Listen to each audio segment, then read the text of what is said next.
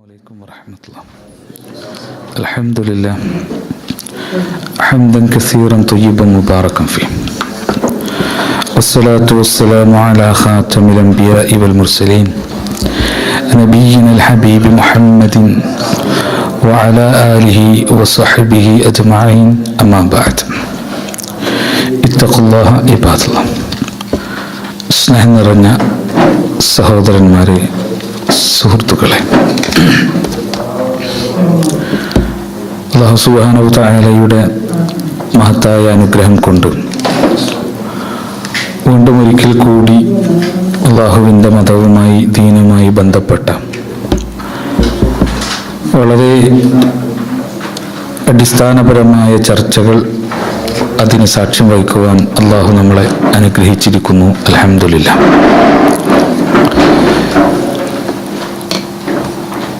നിങ്ങൾക്കറിയാവുന്നതുപോലെ കഴിഞ്ഞ ക്ലാസ്സിൽ നമ്മൾ സൂചിപ്പിച്ചത് ആ വിഷയവുമായി ബന്ധപ്പെട്ട് കുറച്ചുകൂടി കാര്യങ്ങൾ സൂചിപ്പിക്കുവാനാണ് ഇൻഷാ അല്ലാഹ് ഉദ്ദേശിക്കുന്നത്. അന്ന് നമ്മൾ പറഞ്ഞത് ആത്മപരിശുദ്ധിയുമായി ബന്ധപ്പെട്ട ചില വിഷയങ്ങളാണ്. നമ്മളെ സംസ്കരിക്കപ്പെടാനും സമാധാനമുള്ള ജീവിതം ഇഹലോകത്തും പരലോകത്തും നമുക്ക് ലഭിക്കുവാനും അല്ലാഹുവും റസൂലും പഠിപ്പിച്ച വളരെ പ്രധാനപ്പെട്ട ചില കാര്യങ്ങളാണ് കഴിഞ്ഞ ക്ലാസ്സിൽ നമ്മൾ സൂചിപ്പിച്ചത്. ഒന്ന്, നമ്മൾ ഓർമ്മയിലേക്ക് വേണ്ടി പറയാണ്, വിശ്വാസപരമായ വിശുദ്ധി നമ്മൾ കൈവരിക്കുക. ആ വിശുദ്ധിയുടെ അടിത്തറയിൽ നിന്നാണ് ബാക്കിയുള്ള എല്ലാ നന്മകളും അത് നന്മയായി കണക്കാക്കപ്പെടുക. രണ്ടാമത്തെ വിഷയം ദഅവത്തുമായി, അള്ളാഹുവിൻ്റെ മതവുമായി, മതപ്രബോധനവുമായി ബന്ധപ്പെട്ടാണ്. ദീന് മനസ്സിലാക്കിയ അല്ലെങ്കിൽ ദീനിന്റെ മൗലികമായ വിഷയങ്ങൾ ഉൾക്കൊണ്ട ഒരാളെ സംബന്ധിച്ച് അത് മറ്റുള്ളവർക്ക് പകർന്നു കൊടുക്കുക എന്നത് അല്ലാഹു സുബ്ഹാനഹു വ തആല അവന് വിശുദ്ധീകരിക്കുന്നതിൻ്റെ മാർഗമാക്കിയിരിക്കുകയാണ്. മൂന്നാമത് നമ്മൾ പറഞ്ഞത് കുടുംബ ബന്ധത്തിന്റെ വിഷയമാണ്.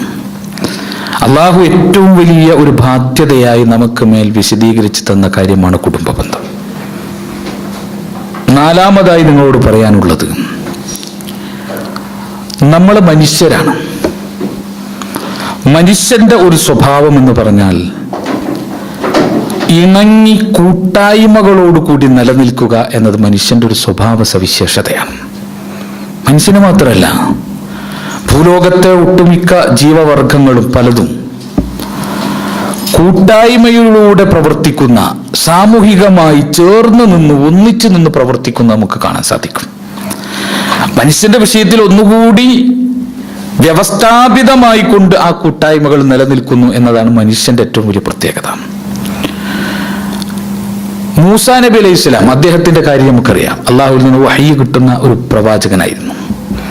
ആ മൂസാ നബി അലൈഹി സ്വലാം ഫിർഔന്റെ അടുത്തേക്ക്, അതല്ലെങ്കിൽ ബനൂ ഇസ്രായേലിന്റെ അടുത്തേക്ക് അള്ളാഹുവിന്റെ സന്ദേശവുമായി കടന്നു ചെല്ലാൻ അള്ളാഹു നിർദ്ദേശിക്കുമ്പോൾ മൂസാ നബി അള്ളാഹുവിനോട് ചോദിച്ചൊരു കാര്യമുണ്ട്. അദ്ദേഹത്തിന് സഹായമായി കൊണ്ട് ഹാറൂനെയും വേണം എന്നാണ്. എന്റെ സഹോദരൻ ഹാറൂനെയും എനിക്കൊരു ഫലത്തിന്, ഒരു സഹായത്തിന് എനിക്ക് വേണമെന്ന ആ ആയത്ത് വിശദീകരിക്കുന്ന വേളയിൽ അല്ലാമ ഷെയ്ഖ് നാസറുദ്ദീൻ അൽബാനി റഹിമഹുല്ലാഹ് അദ്ദേഹം വിശദീകരിച്ചുകൊണ്ട് പറഞ്ഞു, ഒരു പ്രവാചകന് അള്ളാഹുവിലേക്ക് വിളിക്കുന്ന വിഷയത്തിൽ ഒരാളുടെ സഹായം ആവശ്യമുണ്ടെങ്കിൽ, ഒരപരൻ കൂടെ ചേർന്ന് നിൽക്കാൻ ഒരാളുണ്ടെങ്കിൽ, അമ്പിയാക്കൾക്ക് താഴെ നിൽക്കുന്ന ബാക്കിയുള്ള മനുഷ്യന്മാർക്ക് കൂട്ടായ്മകളില്ലാതെ നിലനിൽക്കാൻ സാധ്യല്ല. അതൊരു സത്യമാണ്. നമ്മുടെ നാട്ടിൽ വലിയ വലിയ വർത്താനം നമ്മൾ കേൾക്കാറുണ്ട്. സംഘടന ബിദ്അത്ത്, അതല്ലെങ്കിൽ കൂട്ടായ്മകൾ വേണ്ട, ഇങ്ങനെ ഒരുപാട് വലിയ വർത്തമാനങ്ങൾ നമ്മൾ കേൾക്കാറുണ്ട്. വാസ്തവത്തിൽ നിങ്ങൾ ആലോചിച്ചു നോക്കൂ, ഒരു കൂട്ടായ്മ ഏറ്റവും വ്യവസ്ഥാപിതമായി നിലനിർത്താൻ സാധിക്കുന്നു എന്നതാണ് സംഘടനയുടെ ഗുണം. അല്ലങ്ങനെ കുറെ കൂട്ട ആളുകൾ ചേർന്ന് നിൽക്കാം. ആ കൂട്ട ആളുകൾ ചേർന്ന് നിന്നിട്ട് അതിനൊരു വ്യവസ്ഥയില്ലാത്ത അവസ്ഥ, ഒരു ഘടനയില്ലാത്ത അവസ്ഥ. സംഘത്തിന് ഘടന വരുമ്പോൾ അത് സംഘടനയായി വരിക. അത് അടിസ്ഥാനപരമായ മനുഷ്യന്റെ ബുദ്ധിപരമായ ഒരു നിലപാടാണ്. അങ്ങനെ നിലപാടാണ് സ്വീകരിക്കേണ്ടത്. നമുക്കതിലൊന്നും എതിരഭിപ്രായമില്ല. അതുകൊണ്ട് ആ വിഷയങ്ങളിലേക്ക് കടക്കേണ്ട ആവശ്യമില്ല. എങ്കിലും ഞാൻ പറയട്ടെ, നമ്മുടെ ഏറ്റവും വലിയ ബന്ധം, നമ്മുടെ ദിവസത്തിന്റെ ഏറ്റവും വലിയ ബന്ധം നമ്മൾ നിലനിർത്തുന്നത് ഈ ആദർശ കൂട്ടായ്മയിലാണ്, ഈ പ്രബോധന കൂട്ടായ്മയിലാണ്. ഏതൊക്കെയോ നാട്ടിൽ കിടക്കുന്ന ആളുകൾ പരസ്പരം അങ്ങോട്ടും ഇങ്ങോട്ടും ആത്മാർത്ഥമായി സ്നേഹിക്കുക. അല്ലെ, നമ്മൾ ആലോചിക്കുക, നമ്മളും എന്താണ് ഒരു ബന്ധം അങ്ങോട്ടും ഇങ്ങോട്ടും സ്നേഹിക്കാൻ. ഈ അബുദാബിയിൽ വന്നപ്പോ എനിക്ക് എന്നെ ഇതുവരെ കാണാത്ത എൻ്റെ സഹോദരന്മാർ എനിക്ക് ചെയ്തു തന്ന സഹായങ്ങൾ എന്തിന്റെ അടിസ്ഥാനത്തിലാണ് അത് ചെയ്തു തന്നത്? അത് ഈ ആദർശത്തിന്റെയും സംഘടനാപരമായിട്ടുള്ള നമ്മുടെ ഒന്നിച്ചു നിൽക്കലിന്റെയും ബന്ധമാണ്. ആ ബന്ധം വലിയ ബന്ധമാണ്. ജീവിതത്തിന്റെ വ്യത്യസ്തങ്ങളായ ഓരോ ഘട്ടങ്ങളിലും നമുക്ക് ആ ബന്ധങ്ങളുണ്ടല്ലോ. ആ ബന്ധങ്ങൾ നമുക്ക് അതിന്റെ ഗൗരവത്തെ, അതിന്റെ ഘനത്തെ നമുക്ക് ബോധ്യപ്പെടുന്ന സന്ദർഭങ്ങൾ ഉണ്ടാവും. പക്ഷെ ഞാൻ പറഞ്ഞു വരുന്നത്, ആ ബന്ധങ്ങളിൽ വിള്ളലുകൾ പെട്ടെന്നുണ്ടാവും. പെട്ടെന്ന് ആ ബന്ധങ്ങൾ നഷ്ടപ്പെട്ടു പോകും. ആ കാര്യം സഹോദരങ്ങളെ അതീവ ഗൗരവത്തോടെ നമ്മൾ സൂക്ഷിക്കണം. പിശാചിന് ഒരിക്കലും ഇഷ്ടമുള്ള കാര്യമല്ല നമ്മളിങ്ങനെ കൂട്ടായി ചേർന്ന് പിന്നെ അള്ളാഹുവിന്റെ ദീനിനെ അതിന്റെ വളർച്ചയ്ക്കും അതിന്റെ ഉയർച്ചയ്ക്കും വേണ്ടി നമ്മൾ പ്രവർത്തിക്കാന്നുള്ളത് ഇബ്ലീസിന് ഏറ്റവും ഇഷ്ടമില്ലാത്ത കാര്യമാണ്. അതുകൊണ്ട് തന്നെ അവൻ നമുക്ക് ചുറ്റുണ്ടായിരിക്കും. നമ്മളാണെങ്കിലോ പല കാര്യങ്ങളും ശ്രദ്ധിക്കാതെ വരുമ്പോ നമ്മുടെ ഈ കൂട്ടായ്മകളിലേക്ക് വിള്ളലുകൾ കടന്നു വരും. അത് നമ്മുടെ ദഅവത്തിനെ ബാധിക്കും, വ്യക്തി ജീവിതത്തെ ബാധിക്കും, സാമൂഹിക ജീവിതത്തെ ബാധിക്കും, മതപരമായ ആദർശ ജീവിതത്തെ ബാധിക്കും. എല്ലാ രംഗത്തും നമ്മുടെ കൂട്ടായ്മയിലെ വിള്ളലുകൾ കാണാം. ഇപ്പോൾ ആലോചിച്ച് നോക്കി, നമ്മള് പിന്നെ ഓരോ വിള്ളലുകൾ വരുമ്പോ അത് ഒരേ വലിയ മുത്തക്കാന്ന് നമ്മൾ വിചാരിച്ച ആൾക്കാരൊക്കെ പിന്നെ സ്വഭാവം കൊണ്ട് പുറത്തേക്ക് വരെ നമ്മൾ കാണുന്നുണ്ടല്ലോ. എന്താണ് അത് സംഭവിക്കുന്നത്? അതുവരെ വലിയ ദീന് പറഞ്ഞ വലിയ വർത്തമാനങ്ങൾ പറഞ്ഞു നടന്ന പിന്നെ കണ്ണിങ്ങനെ തുറക്കൂല തക്കുകൊണ്ട്. അങ്ങനെ കണ്ണും ഇങ്ങനെ തെക്കുമ്പോ ഭാരം കെട്ടി നിന്നിരുന്ന ആളുകളൊക്കെ ഇങ്ങനെ എന്ത് പറഞ്ഞാലും അങ്ങേയറ്റത്തെ പിന്നെ ആദർശത്തിൽ ചാലിച്ച വർത്തമാനങ്ങൾ പറഞ്ഞിരുന്ന ആളുകളൊക്കെ ഇപ്പൊ തെറിയാണ്. ആലോചിക്കണം, തെറി വിളിക്കാൻ നിന്നിട്ട് പരദൂഷണം പറയാൻ നിന്നിട്ട്. എന്താ കാരണം? അതാണ് പറഞ്ഞത്, കൂട്ടായ്മകളിലെ ഈ കൂട്ടായ്മ അള്ളാഹുവിന്റെ മാർഗത്തിൽ ചേർന്നുന്ന കൂട്ടായ്മകളിൽ വിള്ളലുകൾ സംഭവിച്ചാൽ എല്ലാ രംഗത്തും നമുക്ക് അപകടങ്ങൾ സംഭവിക്കും. അതുകൊണ്ട് വിശ്വാസി എന്ന നിലയ്ക്ക് നമ്മൾ അടിസ്ഥാനപരമായി ശ്രദ്ധിക്കേണ്ട ഒരു കാര്യമുണ്ട്. ചില പ്രധാനപ്പെട്ട വിഷയങ്ങൾ നമുക്കിടയിൽ നമ്മൾ പാലിച്ചേ പറ്റൂ. അത് പാലിച്ചിട്ടില്ലെങ്കിൽ നമ്മൾ എഴുതി വെച്ചോ, നമ്മുടെ സംഘം, നമ്മുടെ കൂട്ടായ്മകൾ തകർന്നു പോകും എന്നത് ഒരു സത്യമാണ്. അത് നമ്മൾ പാലിക്കുക.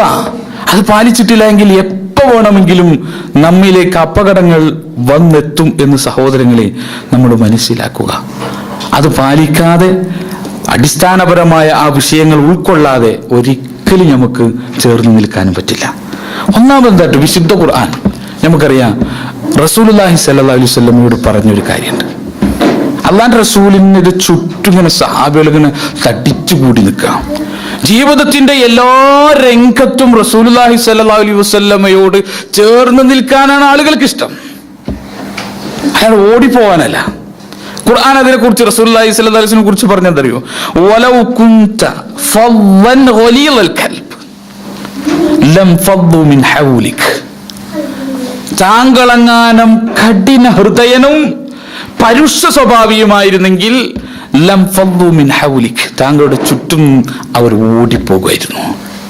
ഇത് സംഘടനയുടെ പ്രവർത്തകന്മാരറിയുക. അള്ളാഹുവിന്റെ മാർഗത്തിൽ കൂട്ടായ്മകളിൽ പ്രവർത്തിക്കുന്ന എല്ലാവരും അറിയുക, നമ്മുടെ സ്വഭാവം പരുഷമാണോ, നമ്മുടെ പെരുമാറ്റം ഹൃദയശൂന്യമായ കഠിന ഹൃദയമുള്ള പെരുമാറ്റമാണോ എങ്കിൽ അള്ളാഹ് പറയുന്നു നമ്മിൽ നിന്ന് അവർ ഓടിപ്പോകും. ആളുകൾ ഓടിപ്പോകും, വെറുത്ത് അകന്നു പോകും. ആളുകൾക്ക് സ്നേഹിക്കുന്ന, വിട്ടുവീഴ്ച ചെയ്യുന്ന, പൊറുച്ചു കൊടുക്കുന്ന ആളുകളെ സ്നേഹിക്കാൻ ആളുകൾക്ക് താല്പര്യമുള്ളൂ. റസൂലുള്ളാഹി സ്വല്ലല്ലാഹു അലൈഹി വസല്ലമയുടെ സ്വഭാവ സവിശേഷത, റസൂലുള്ളാഹിയുടെ പള്ളിയിൽ മൂത്രിച്ച ആളുടെ കഥ നമുക്കറിയാം. റസൂലുള്ളാഹിയുടെ പള്ളിയിൽ വന്നിട്ട് മൂത്രിച്ച അഅറാബിയുടെ കഥ നമുക്ക് ഹദീസ് ഗ്രന്ഥങ്ങളിൽ കാണാം. ആ മനുഷ്യനോട് റസൂലുള്ളാഹി സ്വല്ലല്ലാഹു അലൈഹി വസല്ലമ സ്വീകരിച്ച സമീപനം നമ്മൾ ആലോചിച്ച് നോക്കിയേ. അള്ളാന്റെ റസൂല് എന്ത് ചെയ്യാണ്? റസൂലുള്ള ആ മനുഷ്യനോട് പിന്നെ സഹാബിയോട് പറഞ്ഞു. സഹാബികളൊക്കെ അങ്ങോട്ട് ദേഷ്യം പിടിച്ചു, പള്ളിയിൽ വന്നിട്ട് മൂത്രി. നിങ്ങൾ ആലോചിച്ച് കയറ്. ആ സമയത്ത് റസൂലുള്ള വേണ്ട, വിട്ടേക്ക്, എന്നിട്ട് ആ മനുഷ്യന് മൂത്രിക്കാനുള്ള അവസരം കൊടുത്തു. അയാളത് പൂർത്തിയാക്കട്ടെ. എന്നിട്ട് പൂർത്തിയാക്കപ്പോൾ കൊണ്ടുവന്ന് കുറച്ച് വെള്ളം നിങ്ങൾ അവിടെ ഒഴിച്ചോ. എന്നിട്ട് അയാളെ വിളിച്ചു. എന്നിട്ട് പറഞ്ഞു, പള്ളിയിൽ ഇങ്ങനെ ചെയ്യാൻ പാടില്ല. ആ ഹദീസ് അവസാനിക്കുന്നത് എങ്ങനെയാണെന്ന് അറിയോ? ആ മനുഷ്യൻ പറയാണ്, ഇയാളിങ്ങനെ മൂത്രിച്ചു പോയല്ലോ, ഇയാൾക്ക് അറിയില്ല എന്താണ് പള്ളിയിലെ മര്യാദ എന്താണെന്ന് അറിയില്ല. മൂത്രിക്കാൻ മുട്ടിയപ്പോൾ ഇയാൾ അങ്ങോട്ട് കയറി മൂത്രിച്ചു. ആ സമയത്ത് ഈ സ്വഹാബികളിൽ പിന്നെ വാളും വടിയും ഒക്കെ എടുത്തിട്ട് ഇങ്ങോട്ട് നിൽക്കണ കണ്ടപ്പോൾ ഇയാളാകെ പേടിച്ചു. പക്ഷെ റസൂലുള്ള തടുത്തല്ലോ. എന്നിട്ട് റസൂലുള്ള ആ മനുഷ്യനോട് നല്ല രൂപത്തിൽ പെരുമാറി. ആ മനുഷ്യൻ പറയാണ്, അള്ളാഹുവിന്റെ റസൂലെ, ഞാൻ ഏറ്റവും അധികം സ്നേഹിക്കുന്ന നിങ്ങളെയാണ്, ഏറ്റവും അധികം സ്നേഹിക്കുന്ന നിങ്ങളെയാണ് എന്ന് ആ മനുഷ്യൻ പറയാണ്. ഇത് റസൂലുള്ളാഹി സ്വല്ലല്ലാഹു അലൈഹി വസല്ലം നേടിയത് എങ്ങനെയാണ്? അള്ളാഹുവിന്റെ റസൂൽ ആ ആളുകളോട് വിട്ടുവീഴ്ച ചെയ്തു. വിട്ടുവീഴ്ച, നമ്മൾ ചില ആൾക്കാരെന്തറിയോ, ഞാൻ വിടൂല, നമ്മളെ ക്വാളിറ്റി അതാ. നമ്മൾ പറയണ്ട, അത് ഞാൻ വിടൂല, മരിച്ചാലും ഞാൻ മറക്കൂല എന്നാ. അങ്ങനെ ചില ആൾക്കാർ വലിയ കാര്യമാണ്, എന്നിട്ട് കളിച്ചാലുണ്ടല്ലോ, ഞാൻ മരിച്ചാലും മറക്കൂല. വലിയ സമ്പാദ്യനത് അല്ലേ, മരിച്ചാലും മറക്കൂല എന്ന്. നിങ്ങൾ ആലോചിക്ക്, മറക്കണം എന്ന ഖുർആൻ പറഞ്ഞത്, മറക്കാന്ന ഖുർആൻ പറഞ്ഞത്. ശുദ്ധ ഖുർആൻ പറഞ്ഞു നോക്കൂ, വലിയഅഫു വലിയസ്ഫഹു. നിങ്ങൾ മാപ്പ് കൊടുക്കുന്നില്ലേ? നിങ്ങൾ വിട്ടുവീഴ്ച ചെയ്യുന്നില്ലേ? അലാ തുഹിബ്ബൂന അൻ യഗ്ഫിറല്ലാഹു ലക്കും. അല്ലാഹ് നിങ്ങൾക്ക് പുറത്തു തരാൻ നിങ്ങൾക്ക് ഇഷ്ടല്ലേ? ഖുർആന്റെ ചോദ്യം. നമ്മൾ ചെയ്യുന്ന തെറ്റും നമ്മൾ ചെയ്ത പാപങ്ങളൊക്കെ പടച്ച നമുക്ക് പുറത്തു തരാ, റബ്ബ് നമുക്ക് പുറത്തു തരാ എന്നത് നമുക്ക് വലിയ ഇഷ്ടമാണ്, നമ്മളത് ആഗ്രഹിക്കുന്നു. ആ നമ്മളോ നമ്മളെ സഹോദരൻ ചെയ്ത തെറ്റ് പൊറുക്കാൻ തയ്യാറല്ല, വിടൂലാന്നാ. ഈ ആയത്ത് നമുക്കറിയാം ആരുടെ വിഷയത്തിൽ? അബൂബക്കർ റളിയല്ലാഹുവിനോട് ഖുർആന്റെ ചോദ്യം. അബൂബക്കർ റളിയല്ലാഹുവിനോട് ഈ സമൂഹത്തോടാണ് ചോദ്യം. എന്താ അബൂബക്കർ റളിയല്ലാഹുവിന്റെ സംഭവം? ആയിഷ ബീവി, അബൂബക്കർ റളിയല്ലാഹുവിന്റെ മകള്, ആ ആയിഷ ബീവിയെ കുറിച്ച് അപവാദ പ്രചരണം നടത്തി മുനാഫിക്കുകൾ. ആ കൂട്ടത്തില് പിന്നെ അബൂബക്കർ റളിയല്ലാഹുവിന്റെ കീഴിൽ ചെലവ് നൽകിയ, അബൂബക്കർ റളിയല്ലാഹുവിന് കൊടുത്ത ചെലവ് കൊണ്ട് ജീവിക്കുന്ന ഒരു സഹാബി ഉണ്ടായിരുന്നു. അദ്ദേഹം ഇത് ഏറ്റുപിടിച്ചു. ഈ ആരോപണം ആയിഷ ബീവിക്കെതിരെയുള്ള ആ ആരോപണം വ്യാജമാണെന്ന് തെളിഞ്ഞപ്പോൾ അബൂബക്കർ റളിയല്ലാഹു പറഞ്ഞു, ഇല്ല, ഇനി അവന് ഞാൻ ചെലവിന് കൊടുക്കൂല. സ്വാഭാവികമാണ്. നമ്മളെ മക്കളെ കുറിച്ച് ഒരു മനുഷ്യൻ, നമ്മൾ ചെലവിന് കൊടുക്കുന്ന ഒരു മനുഷ്യൻ, അവൻ അപവാദ പ്രചരണം ഏറ്റെടുത്ത് കഴിഞ്ഞാൽ നമ്മൾ എന്താ പറയാ? ഇനി അവനിട്ടൊരു ബന്ധമില്ല. അതാണ് അദ്ദേഹം പറഞ്ഞത്. പക്ഷെ വിശുദ്ധ ഖുർആൻ പറഞ്ഞു, അബൂബക്കർ റളിയല്ലാഹു പറഞ്ഞു കൊടുക്ക, വലിയഅഫു വലിയസ്ഫഹു. അബൂബക്കറെ വിട്ടുകൊടുക്ക, വിട്ടുവീഴ്ച ചെയ്യും, മാപ്പ് കൊടുക്ക്. അലാ തുഹിബ്ബൂന അൻ യഗ്ഫിറല്ലാഹു ലക്കും. അല്ലാഹ് നിങ്ങൾക്ക് പുറത്തു തരാൻ അബൂബക്കർ ഇഷ്ടല്ലേ? എങ്കിൽ മറ്റുള്ളവർക്ക് പുറത്തു കൊടുക്കുക. ഇതൊരു ഒരു സംഘടനാ പ്രവർത്തകൻ തന്റെ സഹോദരനോട് പാലിക്കേണ്ട മര്യാദ. നമുക്കിടയിൽ ഒരുപാട് പ്രശ്നം ഉണ്ടാവും, നമ്മുടെ ആളുകൾക്ക് ഒരുപാട് കുറവുണ്ടാവും. ആ കുറവുകൾ ക്ഷമിക്കാനും ഉൾക്കൊള്ളാനും സഹിക്കാനും നമുക്ക് സാധിക്കണം. അല്ലാതെ അതിനൊക്കെ എന്ത് ചെയ്യാം? നമ്മൾ അപ്പാപ്പ് പ്രതികരിക്കുന്ന രൂപം, ആ രൂപമില്ല. ആ ഒരു സ്വഭാവം നമ്മിലേക്ക് കടന്നു വന്നുവോ സഹോദരങ്ങളെ, നാശാരംഭിച്ചു. നമ്മളെ കൂട്ടായ്മയിൽ വിള്ളൽ ഫർളാണ്. പിന്നെ നമ്മളിങ്ങനെ ഇരിക്കുക അല്ലെ? അങ്ങനെ ഉണ്ട് ചില ആളുകൾ, അവരിങ്ങനെ പിന്നെ മുജാഹിദായാലും ആകെ പണിന്ന് അറിയാറുണ്ട്. എന്താ, ഒരുത്തരും മുജാഹിദാവുക അല്ലെങ്കിൽ സെലഫിയാവുക, എന്നിട്ട് താടി ഇങ്ങനെ നീട്ടി വളർത്തും. ഇവൻ എന്തിനാ താടി നീട്ടി വളർത്താൻ അറിയോ? താടിയുടെ നീളം കുറഞ്ഞവരെ പിടിക്കണം എനിക്ക്, അതാ അവൻ്റെ ഉദ്ദേശം, അല്ലാണ്ട് കൂലിക്കല്ല. ഇവൻ പിന്നെ കുത്തിരിക്കുക, പള്ളിയിലും പിന്നെ ഓഫീസിലൊക്കെ കുത്തിരിക്കും. എന്തിനാ? എന്താടാ പറ്റിയത്, എന്താടാ മുറിച്ചത്, എന്താടാ തൊട്ടത് വെച്ചിട്ട് ഇങ്ങനെ നടക്കാൻ. നിങ്ങൾ ആലോചിക്കും, ഇതിനാരെ നമ്മൾ ഉത്തരവാദിത്തപ്പെടുത്തിയത്? ആരും നമ്മൾ ഉത്തരവാദിത്തപ്പെടുത്തിയിട്ടില്ല. ആരും നമുക്ക് പഠിപ്പിച്ചിട്ടില്ല.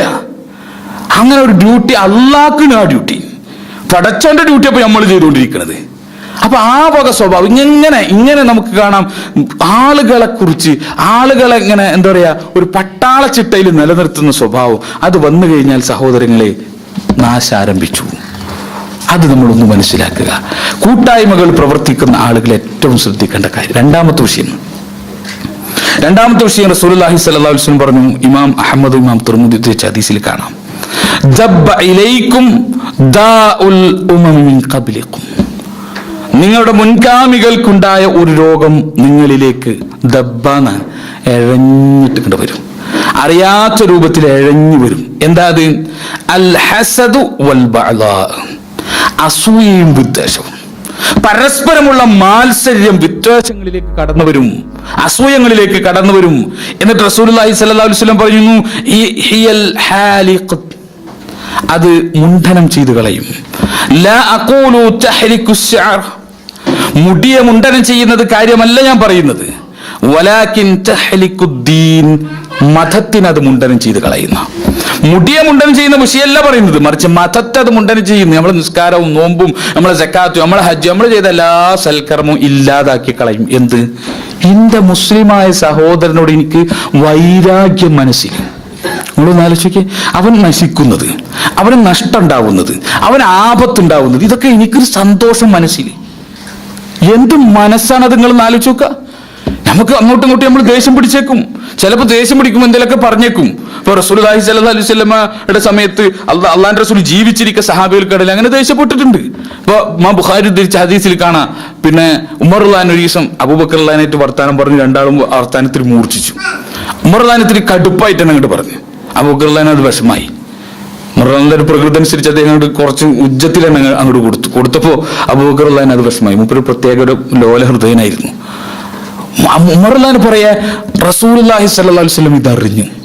അബൂബക്കർ റളിയല്ലാഹുവിനെ ചീത്ത വിളിച്ചല്ലോ ഉമർ റളിയല്ലാഹു, അതറിഞ്ഞു. ആ സമയത്ത് റസൂലുള്ളാഹിയുടെ മുഖം അങ്ങോട്ട് വിവർണമാണ്. റസൂലുള്ളാഹിയുടെ മുഖം കോപം കൊണ്ട് അങ്ങോട്ട് കടുത്തു വന്നു. ഉമർ റളിയല്ലാഹുവിന് പേടിയായി. ഉമർ റളിയല്ലാഹു പറഞ്ഞു, അള്ളാഹിന്റെ റസൂലേ, ഞാൻ എന്തെങ്കിലും പറഞ്ഞതിൽ തെറ്റിയിട്ടുണ്ടോ, അവിവേകരായിട്ട് പറഞ്ഞിട്ടുണ്ടെങ്കിൽ എനിക്ക് പൊറുക്കണം. ആ സമയത്ത് റസൂലുള്ളാഹി പറയും, ഉമർ, നിങ്ങൾ ആരുമില്ലാത്ത സമയത്ത്, നിങ്ങൾ ആരും സഹായിക്കാനില്ലാത്തൊരു സമയം എനിക്കുണ്ടായിരുന്നു, അന്ന് എൻ്റെ കൂടെ നിന്നവനാണ് അബൂബക്കർ. ആ അബൂബക്കറിനെ ആരും ചീത്ത വിളിക്കണ്ട, റസൂലുള്ളാഹി പഠിപ്പിക്കാം. അപ്പൊ ചീത്ത വിളിയോ അല്ലെങ്കിൽ എന്തെങ്കിലും തെറ്റലോ സ്വാഭാവികമാണ്, കാരണം മനുഷ്യരാണ്. പക്ഷേ അതിന്റെ പേരിൽ അവനൊരു നാശം ഉണ്ടാവുമ്പോ, അവനൊരു ആപത്തുണ്ടാവും, എനിക്ക് മനസ്സിലൊരു സന്തോഷം ഇങ്ങനെ തോന്നാ. ആ കൽബ് സ്വർഗത്തിലെത്തും. നിങ്ങളൊന്ന് ആലോചിച്ച് നോക്കാം, ആ ഹൃദയ സ്വർഗത്തിലെത്തോ? വിശുദ്ധ ഖുർആൻ പറഞ്ഞല്ലോ, എന്താ, നിങ്ങളെ മക്കളോ നിങ്ങളെ സന്താനങ്ങളോ ഒന്നും നിങ്ങൾക്ക് ഉപകാരപ്പെടാത്തൊരു ദിവസമുണ്ട്. നിങ്ങളെ മക്കളും ഉപകാരപ്പെടൂല. ഇല്ലാ മൻ അത്തല്ലാഹ ബിഖൽബിൻ സലീം, പരിശുദ്ധമായ പാപക്കറയിൽ നിന്ന് മുക്തമായ കാപട്യം തീണ്ടാത്ത ഹൃദയം, അത് കടന്നു. ആ ഹൃദയത്തിനല്ലാതെ, ആ ഹൃദയമുള്ളവനല്ലാതെ പിന്നെ ഒരുത്തനും തൻ്റെ മക്കളോ പണമോ ഒന്നും ഉപകാരപ്പെടാത്ത ദിവസം എന്ന് വിശുദ്ധ ഖുർആൻ പറഞ്ഞല്ലോ. നമ്മളെ ഹൃദയം ആലോചിച്ച് നോക്കുക. കൂടെ പ്രവർത്തിക്കുന്ന ഒരു പ്രവർത്തകൻ, അള്ളാഹുവിന്റെ മാർഗത്തിൽ പ്രവർത്തിക്കുന്ന ഒരു മനുഷ്യൻ, അവന് നാശം ഉണ്ടാവുമ്പോൾ സന്തോഷിക്കുന്ന ഹൃദയം, അവൻ ആപത്തിൽപ്പെട്ടാൽ എനിക്ക് എന്താണ് അറിയില്ല, എനിക്കൊരു സന്തോഷം മനസ്സിന് തോന്നുക എന്ന് പറഞ്ഞാൽ ഏറ്റവും ദുഷിച്ച ഹൃദയമാണത്. ഒരിക്കലും അത് സംഭവിക്കരുത്. ഒരിക്കലും. നിങ്ങൾ ആലോചിക്കുക, മുആവിയ റളിയല്ലാഹു അലി റളിയല്ലാഹു തമ്മിൽ യുദ്ധമായിരുന്നു.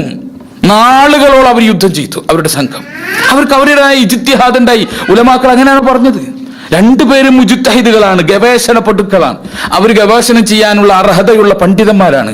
അവരുടെ വീക്ഷണം ശരിയാണ് എന്ന് അവർ ഗവേഷണം ചെയ്തു. തെറ്റിയാൽ ഒരു കൂലി, ശരിയായ 2 കൂലിയാ. എൻ്റെ സഹാബികളുടെ കാര്യത്തില് ഇപ്പോൾ നമ്മളെ ആൾക്കാർ കുറെ വിപ്ലവമാണ്. എന്താ, സഹാബികൾക്കിടയിലെ പ്രശ്നങ്ങൾ പഠിക്കാം, സഹാബികൾക്കിടയിലെ പ്രശ്നങ്ങൾ പഠിക്കാം. എന്നിട്ട് എന്ത് ചെയ്യാ, ആ പ്രശ്നങ്ങളിൽ മുആവിയയുടെ നിലപാട് ശരിയല്ല, മുആവിയ തെറ്റുകാരൻ, റളിയല്ലാഹു അൻഹു പോലും എഴുതൂല, ബ്രാക്കറ്റിൽ ഒരു റാ പോലും ഇടൂല. കാരണം എന്താ, മുആവിയന് മൂപ്പർക്ക് വലിയ താല്പര്യമില്ല. അങ്ങനെ എത്ര ചരിത്രം മലയാളത്തിൽ നമുക്ക് കാണാനറിയോ? നിങ്ങൾ ആലോചിക്കുക, അവിടെ നമ്മൾ മനസ്സിലാക്കേണ്ട, അവർക്ക് തെറ്റിയാൽ ഒരു കൂലി, ശരിയായ 2 കൂലി എന്നാ. കാരണം ഒരു മുജ്തഹിദായ മനുഷ്യൻ, ഇജ്തിഹാദിന് യോഗ്യതയുള്ള മനുഷ്യൻ, ഗവേഷണം ചെയ്ത് വിധി കണ്ടെത്താൻ യോഗ്യതയുള്ള ഒരു പണ്ഡിതൻ, അദ്ദേഹം ഒരു ഗവേഷണം ചെയ്തു, വിധി കണ്ടെത്തി, തെറ്റി 1 കൂലി, ശരിയായി 2 കൂലി. ഇതാ ഇസ്ലാം പഠിപ്പിച്ചത്. അപ്പൊ മുജ്തഹിദുകളായ അവർക്കിടയിൽ അവരുടെ ഇജ്തിഹാദിന്റെ അടിസ്ഥാനത്തിൽ യുദ്ധം ചെയ്യണമെന്ന് തോന്നിയിട്ട് യുദ്ധം ചെയ്തിട്ടുണ്ടെങ്കിൽ അവരുടെ ഇജ്തിഹാദ് തെറ്റിയതിന് അവർക്ക് ഒരു കൂലി കിട്ടേണ്ട വിഷയമാണ്. അങ്ങനെ അവർക്കിടയിൽ യുദ്ധം നടന്നു. എന്നിട്ടോ ഈ കാലങ്ങളായ യുദ്ധമാണ് ഇവർക്കിടയിൽ. ഒരു അലി റളിയല്ലാഹുവിന്റെ മരണ വാർത്ത മുആവിയ റളിയല്ലാഹു കേൾക്കാണ്. മുആവിയ റളിയല്ലാഹു അത് കേട്ടപ്പോൾ മുആവിയ റളിയല്ലാഹു കരയാണ്, പൊട്ടിക്കരയാണ്. മുആവിയ റളിയല്ലാഹു കരഞ്ഞ് നിലത്ത് തളർന്ന് വീഴാണ് അദ്ദേഹം. ആ സമയത്ത് ഭാര്യ ഇങ്ങനെ, അദ്ദേഹത്തിന്റെ ഭാര്യ അത്ഭുതത്തോടെ നോക്കിക്കുക, ഇതെന്ത് കഥ, നിങ്ങളെ 2 ആളും യുദ്ധം ചെയ്തിട്ട് കയറി വന്നിക്കുക, ഇന്നിപ്പോ മരിച്ചെന്നറിഞ്ഞപ്പോ ഇയാള് കരയാ. അപ്പൊ വന്നിട്ട് ചോദിക്കുക ഭാര്യ, നിങ്ങളെന്തിനാ കരയുന്നേ? അപ്പൊ അദ്ദേഹം പറയാ, നിനക്ക് എന്തറിയാൻ വിട്ടി, ജനങ്ങൾക്ക് നഷ്ടപ്പെട്ട ഖൈറിനെ കുറിച്ച് ആലോചിച്ചിട്ടാണ് ഞാൻ കരയുന്നത്. ആ മരിച്ചു പോയത് ആരാണെന്ന് നീ വിചാരിച്ചത്? ജനങ്ങൾക്ക് നന്മയാണത്. നിങ്ങൾ ആലോചിക്കുക, മനസ്സ് കണ്ടോ നിങ്ങൾ? മറ്റുള്ള വിഷയങ്ങൾ നീതിയുടെ ഭാഗത്ത് നിന്ന് അവർക്ക് പിന്നെ അവരുടെ തീരുമാനങ്ങളിൽ തെറ്റ് വന്നേക്കാം, ശരി വന്നേക്കാം. പക്ഷെ മനസ്സ് കണ്ടെങ്കിൽ ആ സമയത്തും ഈ മനസ്സ് നമുക്ക് കാത്തു സൂക്ഷിക്കാൻ സാധിക്കുന്നുണ്ടോ? നമ്മുടെ സഹോദരനോട് ഇത് കാത്തു സൂക്ഷിക്കാൻ സാധിച്ചാൽ പ്രശ്നം തീർന്നു. നമുക്കിടയിൽ പ്രശ്നം തീർന്നു. എത്ര നമ്മൾ തമ്മിൽ തെറ്റിയാലും, എത്ര നമുക്കിടയിൽ പിണക്കങ്ങൾ ഉണ്ടായാലും അത് ആ ടൈം അതങ്ങോട്ട് കഴിഞ്ഞാൽ കഴിയണം. കണ്ട സലാം ചെല്ലണം, പിന്നെ ചിരിക്കാൻ സാധിക്കണം. ഇതൊന്നും സാധിക്കാത്ത ഒരു മനസ്സ് നമുക്ക് ഉണ്ടായിക്കഴിഞ്ഞാൽ നമ്മളെ ബന്ധങ്ങളും കൂട്ടായ്മകളും തകരുന്നു മാത്രമല്ല, അള്ളാഹുവിന്റെ റസൂൽ പറഞ്ഞെന്താ, അവന്റെ ദീൻ മുണ്ടനം ചെയ്ത പോലെ ആവും. തലമുടി മുണ്ടനം ചെയ്ത് കളഞ്ഞതുപോലെ ഈ സ്വഭാവം ഉണ്ടല്ലോ, അത് അവന്റെ തലനെ മുണ്ടനം ചെയ്ത്, ദീനിനെ മുണ്ടനം ചെയ്ത് കളയുന്ന റസൂൽ പറഞ്ഞു. അപ്പൊ രണ്ടാമത്തെ ആ സ്വഭാവത്തെ നമ്മൾ സൂക്ഷിക്കുക. ഇനി മൂന്നാമത്തൊരു സ്വഭാവമുണ്ട്, അത് വല്ലാത്തൊരു സ്വഭാവമാണ്. എന്താ? ആളുകളുടെ പോരായ്മകൾ നോക്കി നടക്കുന്നൊരു സ്വഭാവം. അത് എവിടെയുണ്ടോ അവിടെ നാശമാണ്. നോക്കൂ, റസൂലുള്ളാഹി സ്വല്ലല്ലാഹു അലൈഹി വസല്ലമയിൽ നിന്ന് അബൂദാവൂദ് റിപ്പോർട്ട് ചെയ്യുന്ന ഷെയ്ഖ് അൽബാനി സ്വഹീഹാണെന്ന് ഹുക്കം ചെയ്ത ഒരു ഹദീസിൽ കാണാം, അല്ലാഹുവിന്റെ റസൂൽ പറയാണ്, യാ മഅശറു മൻ ആമന ബിലിസാനിഹി വലം യദ്ഖുലിൽ ഈമാനു ഖൽബഹു. അല്ലയോ ഹൃദയങ്ങളിലേക്ക് ഈമാൻ കടക്കാതെ നാവുകൊണ്ട് ഈമാൻ പ്രഖ്യാപിച്ച ആളുകളെ, ലാ തഗ്താബുൽ മുസ്ലിമീന വലാ തത്തബിഉ ഔറാതിഹിം. നിങ്ങൾ മുസ്ലിമീങ്ങളെ കുറിച്ച് പരദൂഷണം പറഞ്ഞു നടക്കരുത്. മുസ്ലിമീങ്ങളുടെ പോരായ്മകൾ, അവരുടെ ന്യൂനതകൾ നിങ്ങൾ അന്വേഷിച്ച് നടക്കരുത്. ഫഇന്നഹു മൻ ഇത്തബഅ ഔറാതിഹിം യത്തബിഉല്ലാഹു ഔറതഹു. ആരെങ്കിലും മുസ്ലിമീങ്ങളുടെ ന്യൂനതകൾ അന്വേഷിച്ച് നടന്നാൽ അവന്റെ ന്യൂനത അല്ലാഹ് അന്വേഷിച്ച് നടക്കും. വമൻ യത്തബിഉല്ലാഹു ഔറതഹു. ആരുടെയെങ്കിലും ന്യൂനത അല്ലാഹ് അന്വേഷിച്ചു കഴിഞ്ഞാൽ യഫ്ലഹു ഫി ബൈതിഹി. അവന്റെ വീട്ടിൽ വെച്ച് അവൻ അല്ലാഹ് വഷളാക്കി കളയും. താക്കീത. മുസ്ലിമിന്റെ പോരായ്മ അന്വേഷിച്ച് നടക്കരുത്. മുസ്ലിമീങ്ങളെ കുറവന്വേഷിച്ച് നടക്കരുത്. നമ്മളെ പണി എന്നതാണ് അല്ലേ? നമ്മളെ പണി നിങ്ങൾ ആലോചിച്ചൊക്കെ. ഞാൻ ആരുടെ എന്തെന്ന് പറയല്ല, ഒരു സംഭവം ഞാൻ കേട്ടിട്ട് ഞാനിങ്ങനെ ഞെട്ടിപ്പോയി.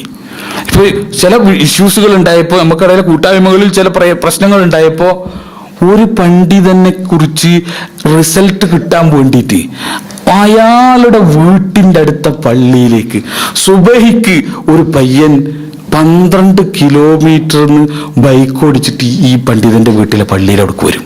എന്താ അറിയോ? ഇയാൾ പള്ളി വരുന്നുണ്ടോ നോക്കാൻ. സ്ഥിരേ, നിങ്ങൾ ആലോചിക്കും, സ്ഥിരമായിട്ട് അവന്റെ പണിയതാ. കാലത്ത് പുറപ്പെടും, അവന് പുലർച്ചെ ഒന്നും ചെയ്ത് പുറപ്പെടാണ്.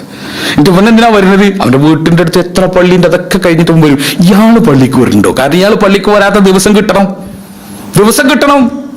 അത് കിട്ടിയിട്ട് വേണം നോട്ടീസ് അടിക്കാൻ, വാട്സപ്പിൽ ഇടാൻ. ഇന്നാള് വന്നില്ല,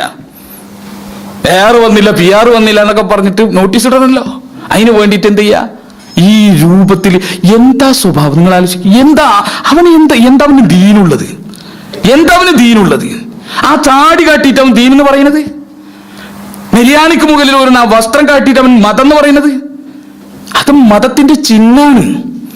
അതൊക്കെ അണിഞ്ഞാല് അത് അണിഞ്ഞവന്റെ ഉള്ളുണ്ട്, ആ ഉള്ളു നന്നാവാണ്ട് ഇതൊക്കെ അണിഞ്ഞിട്ട് എന്താ കാര്യം?